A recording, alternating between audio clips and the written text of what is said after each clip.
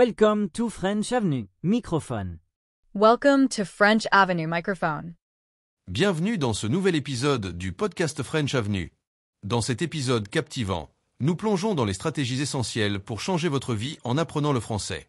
Monsieur John Miller et Madame Emily Davis, vos hôtes, vous guideront à travers des conseils pratiques et des témoignages inspirants sur la manière de surmonter les obstacles en apprenant une nouvelle langue, de vaincre la peur de faire des erreurs et de transformer votre parcours d'apprentissage. Vous découvrirez des approches concrètes pour briser vos barrières linguistiques, surmonter la timidité et vous immerger dans la culture française à travers des exercices simples et efficaces. Dans cet épisode, nous abordons plusieurs sujets passionnants. Comment changer votre état d'esprit pour une réussite linguistique durable? Des astuces pratiques pour surmonter la peur de parler. Les meilleures façons de gérer les difficultés de la progression vers des niveaux plus élevés de compétences en français. Ce podcast est idéal pour tous ceux qui veulent perfectionner leur français et changer leur vie en adoptant de nouvelles habitudes. Vous vous sentirez motivé et prêt à franchir de nouvelles étapes dans votre apprentissage. Que vous soyez un débutant ou un apprenant intermédiaire, cet épisode vous fournira des outils essentiels pour faire avancer votre parcours avec confiance. Ne manquez pas cette opportunité de faire un grand pas vers vos objectifs. Si vous aimez cette vidéo, n'oubliez pas de liker, de laisser un commentaire pour partager votre propre expérience d'apprentissage du français et de vous abonner à notre chaîne pour ne rien manquer de nos prochains épisodes. Avez-vous des questions ou des expériences à partager? Laissez-les dans les commentaires ci-dessous et échangeons ensemble. Découvrez comment vous pouvez commencer à transformer votre vie en surmontant les défis liés à l'apprentissage du français. Écoutez des conseils pratiques, des méthodes éprouvées et des témoignages inspirants pour booster votre confiance en soi et maîtriser la langue de manière fluide et naturelle.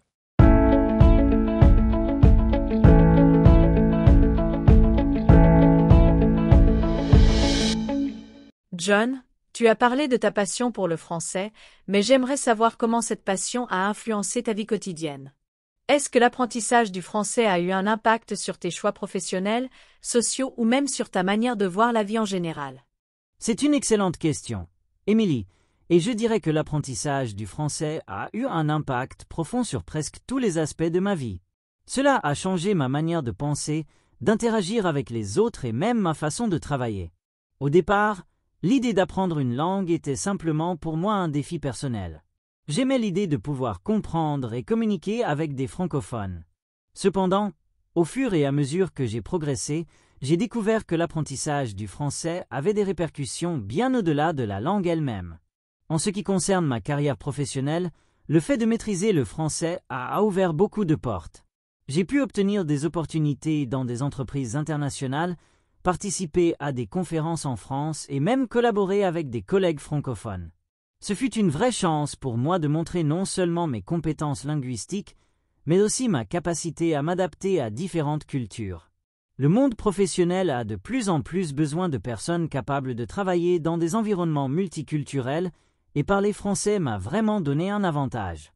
Sur le plan social, apprendre une langue comme le français m'a permis de rencontrer des gens que je n'aurais peut-être jamais rencontrés autrement. Que ce soit à travers des voyages, des rencontres dans des cafés parisiens ou même dans des groupes de conversation, je me suis fait des amis qui partagent des passions communes pour la culture, l'histoire et la langue française. L'un des plus grands avantages sociaux a été l'accès à des discussions profondes sur des sujets comme la littérature, la philosophie et la politique, des domaines dans lesquels le français a une tradition riche. C'est une véritable ouverture sur le monde qui va bien au-delà des simples échanges de mots. De plus, sur un plan personnel, le fait de m'investir dans l'apprentissage du français a changé ma manière de voir les choses. En étudiant cette langue, j'ai appris à réfléchir différemment. Le français est une langue qui exige de la précision et de la rigueur, mais aussi de la créativité et de la flexibilité. Cette manière de penser a influencé mes choix dans ma vie quotidienne, comme la façon dont j'aborde les défis, les relations et même les loisirs. Par exemple, j'ai commencé à lire beaucoup plus de livres en français, non seulement des romans, mais aussi des essais philosophiques et des ouvrages sur la culture. Apprendre une langue comme le français m'a aussi permis de me reconnecter à une partie de l'histoire et de la culture qui a façonné une grande partie de notre monde actuel. Cela m'a aidé à comprendre pourquoi certaines valeurs, comme la liberté, l'égalité et la fraternité, sont si importantes dans le monde occidental. Ce ne sont pas juste des mots, mais des idéaux qui sont profondément ancrés dans la langue et l'histoire française. En conclusion, l'apprentissage du français n'a pas seulement enrichi mon vocabulaire, il a transformé ma vision du monde. Cela m'a permis de me connecter avec des personnes et des idées, d'explorer de nouvelles perspectives professionnelles et personnelles, et de nourrir ma curiosité pour la culture mondiale. Le français est plus qu'une langue. C'est une porte ouverte sur de nombreuses opportunités, et je ne peux qu'encourager tout le monde à se lancer dans cette aventure. Tu as mentionné plusieurs fois la motivation dans tes réponses précédentes. Mais, parle-nous davantage de comment tu fais face à la perte de motivation. Nous savons tous qu'il y a des moments où l'on perd l'envie de continuer. Comment arrives-tu à surmonter ces moments de doute et à retrouver ta passion pour le français? Tu as raison, Émilie, la perte de motivation est quelque chose que tout apprenant traverse à un moment donné. Il y a des jours où rien ne va, où le vocabulaire semble être un mur infranchissable et où la grammaire nous donne l'impression d'être dans une bataille perdue. C'est une réalité que beaucoup de gens vivent, et je ne suis pas exempte de cette situation. Quand j'ai perdu ma motivation par le passé, j'ai essayé de revenir à la source de mon intérêt initial pour la langue. Pourquoi ai-je commencé à apprendre le français? Est-ce que c'était pour un voyage, pour mieux comprendre les films, ou peut-être pour la beauté de la langue elle-même? Parfois, il suffit de se rappeler pourquoi on a commencé pour raviver cette flamme. Dans mon cas, l'aspect culturel a toujours été un moteur important. Quand je me suis senti découragé, je revenais à écouter des chansons françaises ou regarder des films français, des choses qui m'ont attiré dans cette langue au départ. Ces petites choses peuvent vraiment redonner un coup de pouce à la motivation. Ensuite, je me suis rendu compte que la perfection n'est pas l'objectif. Lorsqu'on apprend une langue, surtout à un niveau intermédiaire ou avancé, on se rend vite compte qu'il y aura toujours des choses à améliorer. Accepter l'imperfection a été une étape cruciale dans mon apprentissage. J'ai appris à être gentil avec moi-même et à ne pas me juger trop sévèrement. Il y a aussi des moments où j'ai utilisé la routine pour regagner ma motivation. Par exemple, au lieu de faire des sessions longues de 2 ou 3 heures, j'ai commencé à faire des sessions courtes mais fréquentes. Un petit exercice de vocabulaire de 15 minutes chaque matin ou regarder une vidéo en français pendant ma pause déjeuner m'a aidé à garder le contact avec la langue sans me sentir accablé. Enfin, fixer de nouveaux objectifs m'a permis de garder l'enthousiasme. Je me donne des challenges personnels, comprendre un film sans sous-titres, lire un livre en entier ou parler avec un natif pendant 30 minutes sans hésitation. Ces petits défis m'aident à me concentrer sur des réussites concrètes, ce qui me motive à continuer. Il est également utile de changer de perspective.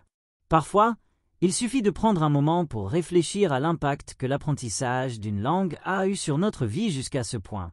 Même si la progression semble lente, chaque mot appris, chaque phrase maîtrisée fait une différence. Être patient et accepter que l'apprentissage est un marathon, pas un sprint, est essentiel pour éviter les moments de découragement. En résumé, lorsque je perds ma motivation, je reviens à mes origines, je célèbre mes petites victoires et je me rappelle que l'apprentissage est un voyage, pas une destination. Les doutes et la perte de motivation font partie du processus, mais chaque moment difficile peut aussi être une opportunité de croissance personnelle. John, tu as mentionné dans les épisodes précédents que tu avais des moments où tu te sentais vraiment bloqué dans ton apprentissage du français. Comment as-tu réussi à sortir de ces périodes de stagnation?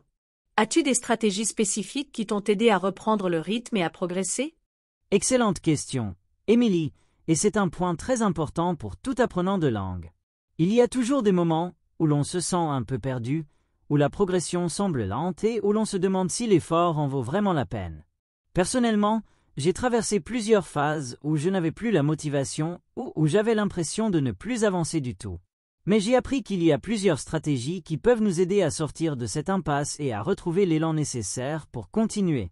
La première stratégie qui m'a aidé a été de changer de méthode. L'une des raisons pour lesquelles on peut se sentir bloqué, c'est qu'on se concentre trop sur une seule méthode d'apprentissage. Par exemple, je passais beaucoup de temps à étudier la grammaire de façon très académique. Bien que cela soit utile, il y a des moments où cela devient un peu monotone et l'apprentissage devient moins engageant. C'est là que j'ai décidé de diversifier mes sources d'apprentissage. J'ai intégré des films, des podcasts, de la musique et même des applications interactives pour rendre l'apprentissage plus vivant et plus excitant. Cela m'a permis de voir la langue sous un autre angle et de sortir de la monotonie. Ensuite, j'ai commencé à me fixer des objectifs à court terme, des mini-défis quotidiens qui me permettaient de célébrer de petites victoires. Par exemple, au lieu de me concentrer uniquement sur l'idée de maîtriser un certain niveau, je me fixais des objectifs comme apprendre 5 nouveaux mots chaque jour ou apprendre à dire quelque chose d'important dans une conversation. Cela m'a permis de me concentrer sur l'instant présent plutôt que de me fixer une barre trop haute qui pouvait sembler intimidante. Le fait de réussir ces petits objectifs me donnait une motivation supplémentaire pour continuer. Une autre stratégie importante pour sortir de la stagnation a été de chercher de la rétroaction de personnes plus expérimentées. J'ai eu la chance d'avoir quelques tuteurs ou amis francophones qui m'ont encouragé et m'ont aidé à surmonter des périodes difficiles. Les conversations avec des locuteurs natifs ou avec d'autres apprenants avancés m'ont montré que la stagnation est une phase normale, mais qu'elle ne doit pas être un obstacle permanent. Parfois, il suffit de parler avec quelqu'un pour se rendre compte qu'on progresse bien plus qu'on ne le pense, même si cela n'est pas toujours visible au quotidien. Je crois aussi qu'il est essentiel de changer de perspective sur l'échec. Parfois, lorsqu'on n'arrive pas à dire ce qu'on veut ou qu'on fait des erreurs répétitives, on se sent découragé. Mais j'ai appris que les erreurs font partie de l'apprentissage et que chaque erreur est une opportunité pour s'améliorer. Au lieu de me concentrer sur ce que je n'avais pas encore maîtrisé, je me suis mis à apprécier le fait que je commettais des erreurs. Cela signifie que je prenais des risques et que j'étais en train d'apprendre. Cela a vraiment changé ma manière d'aborder la langue et d'accepter les moments difficiles. Enfin, l'un des éléments les plus importants pour sortir de la stagnation a été de rester flexible et patient. L'apprentissage d'une langue est un processus long et il y aura toujours des moments où l'on se sent bloqué. C'est normal. Ce qui est important, c'est de rester engagé, de ne pas perdre de vue ses objectifs à long terme et de comprendre que chaque petite étape compte. Parfois, il suffit de prendre un peu de recul, de faire une pause et de revenir à la langue avec un regard neuf et une énergie renouvelée. Une question intéressante que beaucoup de nos spectateurs se posent est celle de la compréhension orale. Comment as-tu amélioré ta capacité à comprendre le français lorsqu'il est parlé rapidement, avec des accents différents ou dans des situations de la vie réelle? Quels conseils donnerais-tu à quelqu'un qui a du mal avec la compréhension orale en français? La compréhension orale est un des aspects les plus difficiles de l'apprentissage d'une langue, et je peux dire que j'ai moi-même eu beaucoup de difficultés avec cela au début. Parler couramment le français est une chose, mais comprendre les francophones dans des situations réelles est une autre histoire, surtout lorsque l'on est confronté à des accents différents ou à un français parlé à une vitesse élevée. Mais au fil du temps, j'ai mis en place plusieurs stratégies qui m'ont aidé à surmonter ces obstacles et je suis heureux de les partager. La première stratégie qui m'a beaucoup aidé a été de m'immerger dans la langue autant que possible. L'un des meilleurs moyens d'améliorer sa compréhension orale est de se mettre régulièrement dans des situations réelles où l'on est obligé d'écouter et de comprendre. Par exemple, regarder des films et des séries en français, écouter des podcasts ou même suivre les actualités en français. J'ai commencé à regarder des films français avec des sous-titres en français pour associer les mots que j'entendais à leur forme écrite. Cela m'a permis de renforcer ma compréhension et de mieux identifier les mots même lorsque je les entendais dans des contextes différents. C'est un excellent moyen de s'habituer à la vitesse et aux variations du français parlé. Ensuite, j'ai beaucoup travaillé sur l'écoute active. Au lieu de juste écouter passivement, je me suis donné des objectifs spécifiques pendant mes séances d'écoute. Par exemple, je me fixais un objectif comme « Je vais aujourd'hui comprendre tous les détails d'une conversation sur un sujet spécifique » ou « Je vais me concentrer sur l'intention derrière les mots, même si je ne comprends pas tous les termes ». Cela m'a aidé à rester concentré et à mieux saisir le sens global de ce qui était dit, même lorsque certains mots m'échappaient. J'ai appris à ne pas me laisser décourager par le fait que je ne comprenais pas tout à 100%. C'était plus important pour moi de saisir l'essentiel du message, et au fur et à mesure, j'ai pu percevoir des détails de plus en plus fins. Une autre technique importante a été d'écouter des accents différents. Le français parlé à Paris n'est pas le même que celui parlé dans le sud de la France ou en Belgique, par exemple. J'ai pris l'habitude d'écouter des personnes de différentes régions et d'apprendre à reconnaître les variations d'accent et de rythme. J'ai même écouté des enregistrements de locuteurs natifs avec des accents d'Afrique, du Canada ou des îles, pour m'habituer à une plus grande diversité de prononciation. Enfin, la clé pour améliorer la compréhension orale a été de pratiquer régulièrement. La pratique quotidienne, même si elle est de courte durée, a fait une énorme différence. J'ai utilisé des applications d'écoute telles que Duolingo ou Lingq qui offrent des exercices interactifs pour améliorer la compréhension orale. Ces applications permettent de s'adapter à des niveaux de difficulté croissants et offrent une grande variété de contenus audio authentiques. Pour ceux qui ont des difficultés, je conseille aussi de ne pas se concentrer uniquement sur les conversations formelles ou sur les lectures qui sont parfois trop théoriques.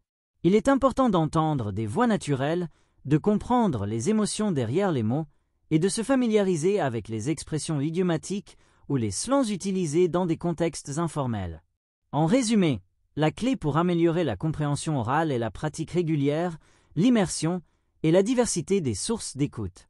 Plus vous exposez vos oreilles au français authentique, plus vous deviendrez compétent dans la compréhension du langage parlé, quelle que soit la situation ou l'accent. John, nous savons tous que la motivation peut parfois fluctuer tout au long du processus d'apprentissage d'une langue.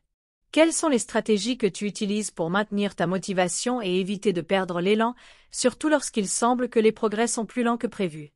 C'est une excellente question, Émilie, et je pense que beaucoup de gens rencontrent des moments où leur motivation baisse, surtout lorsqu'ils n'ont pas l'impression de progresser aussi rapidement qu'ils le souhaiteraient. Pour moi, la clé pour maintenir ma motivation au fil du temps réside dans une combinaison de petits objectifs réalisables, une réflexion sur mes réussites passées, et surtout, dans la recherche de diversité dans mes méthodes d'apprentissage. Tout d'abord, je me concentre beaucoup sur les objectifs à court terme. Lorsque l'on apprend une langue, il est facile de se fixer des objectifs trop ambitieux qui peuvent rapidement devenir décourageants. Plutôt que de penser à devenir complètement bilingue ou de viser des niveaux avancés, j'ai appris à me fixer des objectifs simples, comme je vais apprendre 5 nouveaux mots par jour ou je vais réussir à tenir une conversation de 5 minutes en français. Ces petits objectifs sont à la fois réalisables et motivationnels, car chaque petite victoire me rappelle que je fais des progrès. L'important est de célébrer les petites étapes et non de se concentrer uniquement sur l'objectif final. Ensuite, une autre stratégie qui m'aide à garder ma motivation est de revenir sur mes réussites passées. Quand je me sens démotivé ou que je trouve que mes progrès stagnent, je prends un moment pour réfléchir à tout ce que j'ai déjà accompli. Par exemple, je me souviens de mes premiers jours d'apprentissage du français, lorsque je peinais à comprendre les bases, et je vois aujourd'hui combien j'ai progressé. Cela m'aide à rester positif et à me rappeler que l'apprentissage est un chemin graduel. Je me félicite pour le fait que je suis toujours là, à poursuivre cet objectif, même si la route est parfois longue. Un autre aspect essentiel pour maintenir ma motivation est de varier mes méthodes d'apprentissage. Je crois fermement que l'une des raisons pour lesquelles la motivation diminue est la monotonie.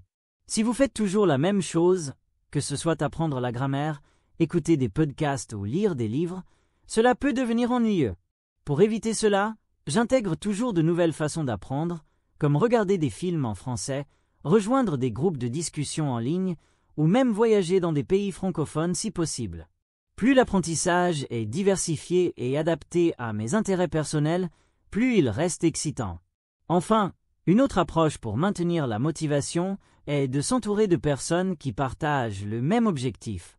L'un des plus grands moteurs de ma motivation a été de rejoindre des groupes d'apprentissage du français où l'on peut discuter, échanger des idées et se soutenir mutuellement. Cela crée un sentiment de communauté et permet de se motiver les uns les autres. En discutant avec des personnes qui sont dans le même bateau, je me sens moins seul et plus motivé à continuer, même dans les moments où je me sens un peu découragé. Pour conclure, maintenir la motivation n'est pas facile. Mais en se concentrant sur des petits objectifs, en reconnaissant nos réussites, en diversifiant nos méthodes et en cherchant un soutien communautaire, il est possible de rester motivé sur le long terme. L'apprentissage d'une langue est un marathon, pas un sprint, et chaque petit pas en avant compte énormément.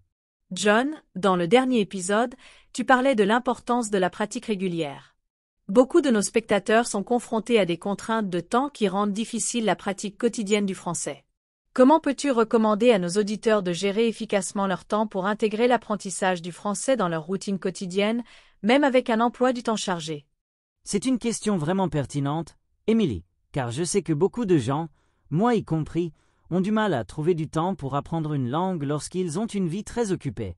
La gestion du temps est essentielle pour maintenir la constance dans l'apprentissage, mais il est également important de comprendre que l'apprentissage d'une langue ne nécessite pas toujours des sessions longues. Il s'agit plutôt de faire de petits efforts réguliers qui, cumulés, conduiront à une grande amélioration. La première chose que j'ai faite pour intégrer l'apprentissage du français dans ma routine quotidienne, malgré un emploi du temps chargé, a été de transformer les moments perdus en opportunités d'apprentissage. Par exemple, lorsque je faisais mes trajets en transport en commun, je profitais de ce temps pour écouter des podcasts ou des livres audio en français. Cela me permettait de pratiquer l'écoute active tout en vaquant à mes autres tâches. Au lieu de considérer ces moments comme du temps perdu, je les ai utilisés pour m'immerger dans la langue. Ensuite, j'ai appris à maximiser le temps que j'avais. Plutôt que de m'inquiéter de ne pas avoir une heure complète pour étudier, j'ai commencé à intégrer des sessions plus courtes mais régulières dans ma journée.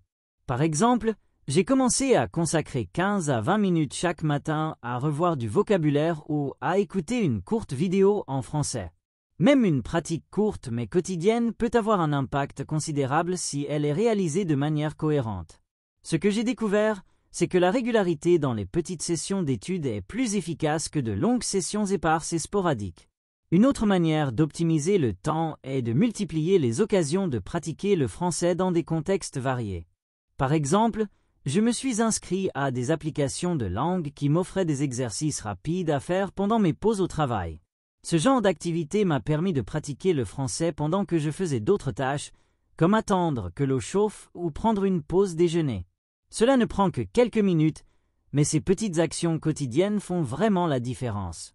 J'ai aussi réorganisé ma routine pour allouer une place spécifique à l'apprentissage.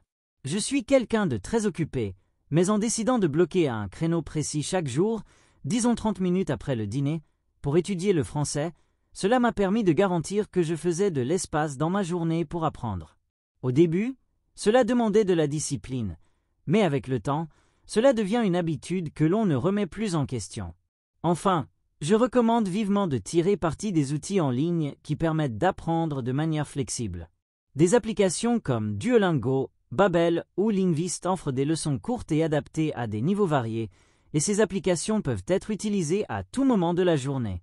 Grâce à ces plateformes, vous pouvez intégrer l'apprentissage dans des moments de la journée où vous ne vous seriez pas forcément rendu compte qu'il était possible d'étudier.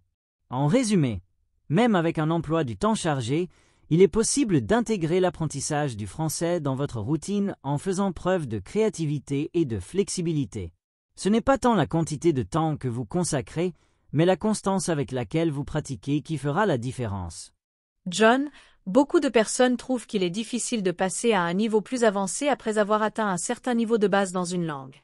Selon toi, quels sont les défis majeurs lorsqu'on tente de progresser vers un niveau plus élevé en français, et comment peut-on surmonter ces obstacles pour continuer à évoluer?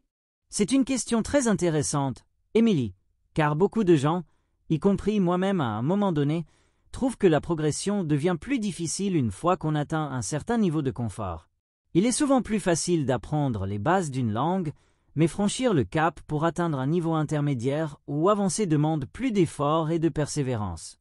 En effet, les défis sont nombreux à ce stade, mais il est tout à fait possible de les surmonter en adoptant les bonnes stratégies. L'un des principaux défis auxquels on fait face lorsqu'on progresse dans une langue est l'interprétation subtile et la compréhension contextuelle. Une fois que vous maîtrisez les bases, le français devient plus nuancé. Les expressions idiomatiques, les synonymes, les subtilités grammaticales, les nuances de signification dans les mots et l'usage de différentes formes verbales peuvent rapidement devenir source de confusion. Au début, tout semble plus ou moins simple, mais au fur et à mesure que l'on avance, il devient plus difficile de maîtriser la langue de manière fluide et naturelle. Pour surmonter cela, je recommande d'immerger complètement ses sens dans la langue et de se concentrer sur les contextes d'utilisation. Par exemple, au lieu de simplement apprendre des mots et des règles grammaticales, je recommande de se mettre dans des situations réelles où la langue est utilisée de manière vivante. Cela peut être dans des films, des séries, des discussions avec des natifs, ou même en lisant des romans ou des articles spécialisés sur des sujets d'intérêt personnel. Cela permet de se familiariser avec les expressions locales, les tournures de phrases complexes et les différentes manières de s'exprimer. Un autre défi majeur dans cette phase avancée est la perte de confiance en soi. À un certain niveau, nous commençons à nous rendre compte que la langue comporte des exceptions, des irrégularités et des difficultés imprévues qui ne peuvent pas être résolues facilement avec des règles. Cette prise de conscience peut être démoralisante et c'est à ce moment-là que beaucoup d'apprenants abandonnent, pensant que la maîtrise de la langue est hors de portée. Pour combattre cela, il est essentiel de rester persévérant et de ne pas se focaliser uniquement sur les erreurs. Au contraire, chaque erreur est une occasion d'apprendre et de s'améliorer. Il faut accepter que l'erreur fasse partie du processus et célébrer chaque progrès, même minime. Un autre aspect que j'ai constaté être crucial dans cette phase avancée est la pratique constante. Parfois, les apprenants s'arrêtent de pratiquer après avoir atteint un certain niveau, pensant que l'apprentissage est terminé, mais c'est justement à ce moment-là qu'il faut continuer à s'exposer régulièrement à la langue. En conversant fréquemment avec des locuteurs natifs, en écoutant des podcasts avancés ou en lisant des contenus plus difficiles, on continue de progresser. L'idée est de ne jamais s'arrêter de nourrir l'apprentissage, même si l'on atteint un niveau où l'on se sent déjà relativement compétent. En résumé, pour surmonter les obstacles lorsqu'on veut progresser vers un niveau plus avancé en français, il faut s'immerger totalement dans la langue, avoir confiance en soi, accepter les erreurs comme des étapes d'apprentissage et surtout, continuer de pratiquer régulièrement. Ces stratégies permettent de surmonter les défis qui apparaissent au fur et à mesure que l'on devient plus compétent dans la langue. John, l'apprentissage d'une langue étrangère demande souvent de sortir de sa zone de confort. Quelles sont, selon toi, les meilleures façons de surmonter la peur de parler en public ou de faire des erreurs lors de conversations en français, surtout lorsque l'on est débutant ou intermédiaire? C'est une excellente question, Émilie, car la peur de faire des erreurs, surtout lorsqu'on parle une langue étrangère, est l'un des obstacles les plus courants auxquels sont confrontés de nombreux apprenants. Cette peur de l'erreur peut parfois devenir paralysante et empêcher les gens de pratiquer, de s'exprimer librement et même d'atteindre leur plein potentiel. Mais surmonter cette peur est tout à fait possible, et cela passe par une série d'attitudes et de stratégies. Tout d'abord, il est important de comprendre que faire des erreurs fait partie de l'apprentissage. Lorsque nous apprenons une langue, c'est inévitable. Personne ne parle parfaitement au début, et même les locuteurs natifs font des erreurs parfois. En réalité, les erreurs sont des opportunités d'apprentissage, non des échecs. En adoptant cette mentalité, vous pourrez voir chaque erreur comme un moyen d'améliorer votre maîtrise du français, plutôt que comme une source de honte ou de frustration. Une autre façon de surmonter cette peur est de pratiquer dans des environnements moins stressants. Par exemple, il est beaucoup plus facile de pratiquer avec des amis, des membres de la famille, ou même avec d'autres étudiants qui apprennent également la langue. Ces interactions informelles offrent un cadre rassurant où l'on peut se tromper sans pression. De plus, les groupes d'apprentissage en ligne, tels que les forums ou les applications d'échange linguistique, sont des espaces où l'on peut parler sans crainte, avec des gens qui sont souvent plus compréhensifs et bienveillants. Une autre approche est de commencer à parler en français dans des situations simples et quotidiennes. Par exemple, lorsque vous faites des courses, vous pourriez essayer de demander des informations en français à un vendeur. Ce genre de pratique dans un environnement réel, mais sans enjeu important, permet d'acquérir confiance en soi et de s'habituer à s'exprimer sans peur. Plus vous vous exposez à des situations de ce type, plus vous réduisez votre anxiété et vous prenez l'habitude de parler sans jugement. Une autre astuce importante est de changer votre perspective sur la perfection. En fait, il est rare que quelqu'un parle une langue étrangère sans faire d'erreur, même après des années d'apprentissage. Plutôt que de viser une perfection impossible, il est beaucoup plus utile de se concentrer sur l'efficacité de la communication. Si vous arrivez à vous faire comprendre, c'est déjà un grand pas en avant, et vos interlocuteurs apprécieront vos efforts. Ils sont généralement plus intéressés par ce que vous avez à dire que par les erreurs que vous faites.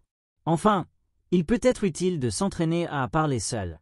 Par exemple, vous pouvez vous exercer à vous exprimer en français devant un miroir ou même enregistrer votre voix pour écouter votre prononciation.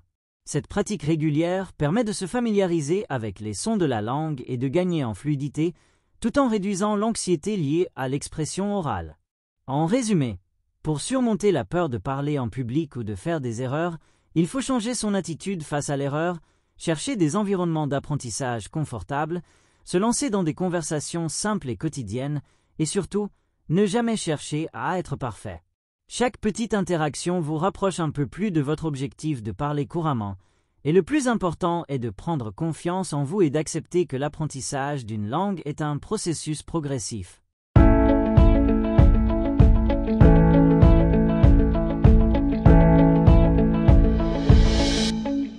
Ne manquez pas cette opportunité de faire un grand pas vers vos objectifs. Si vous aimez cette vidéo, n'oubliez pas de liker, de laisser un commentaire pour partager votre propre expérience d'apprentissage du français et de vous abonner à notre chaîne pour ne rien manquer de nos prochains épisodes. Avez-vous des questions ou des expériences à partager? Laissez-les dans les commentaires ci-dessous et échangeons ensemble. Découvrez comment vous pouvez commencer à transformer votre vie en surmontant les défis liés à l'apprentissage du français. Écoutez des conseils pratiques, des méthodes éprouvées et des témoignages inspirants pour booster votre confiance en soi et maîtriser la langue de manière fluide et naturelle.